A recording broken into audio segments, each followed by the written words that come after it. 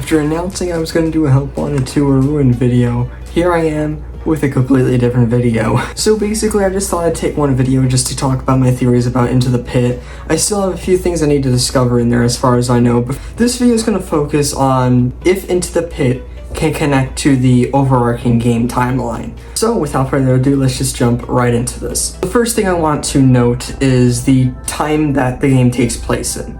So I don't remember if it necessarily says in the book exactly what year. However, the epilogues and everything kind of explain how everything goes down. So basically, after the FNAF 6 fire, Afton is sent to a hospital, still alive, and is eventually taken to a warehouse, which then he explodes and infects everything with agony.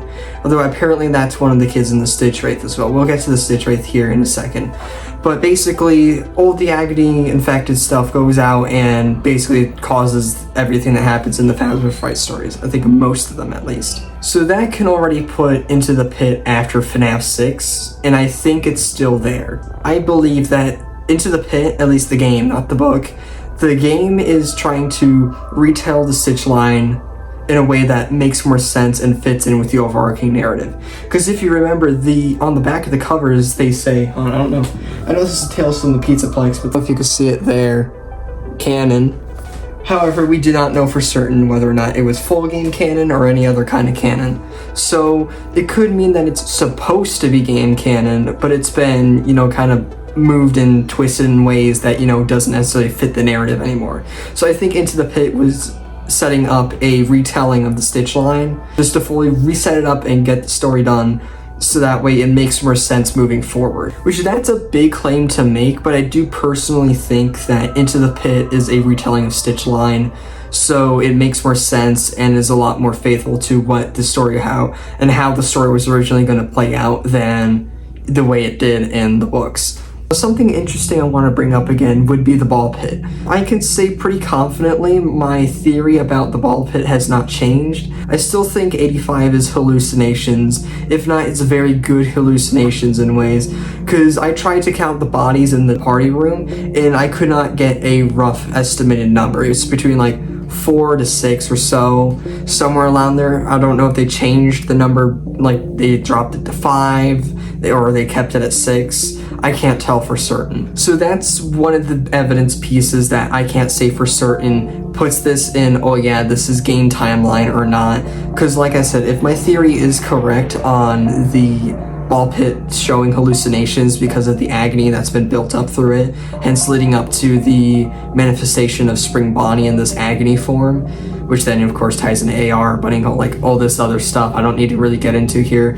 It's definitely looking likely here, because throughout the game, I think I had it once on stream, you can actually see like hallucinations of like the kids there before everything went to total heck, so it's totally possible that, the hallucinations are mixing together, because we do see it throughout the games as time goes on, the hallucinations are getting more and more insane. So I can easily say it is totally possible that Freddy's location was the place that the missing children's incident happened in. I have to see what the week before has. I heard the week before explained some things that can definitely connect to Into the Pit in some ways, but I have not read the book or anything, so I can't say anything. I don't even know if it's out at the time of recording this. So yeah, how I would think 85, if 85 was the proper, missing children's incident, which I think in the Silver Eyes it is and everything, it would basically be, 85 happens and everything, and we see the animatronics being normal and whatnot, then they go to a withered state, then they get repaired. It's just basic timeline stuff. This is just inserting, okay, here's what the missing children's incident somewhat looked like. Now, one thing I do really quickly want to mention here is the kids you save throughout the game. I personally don't know what to think about the kids that you save throughout the game. One thing I do want to quickly mention is the other connected stories to this. Scott said in the interview that there will be a Fetch game, and we see Fetch and Into the Pit in one of the mini games. We also see that Count the Ways is also canon.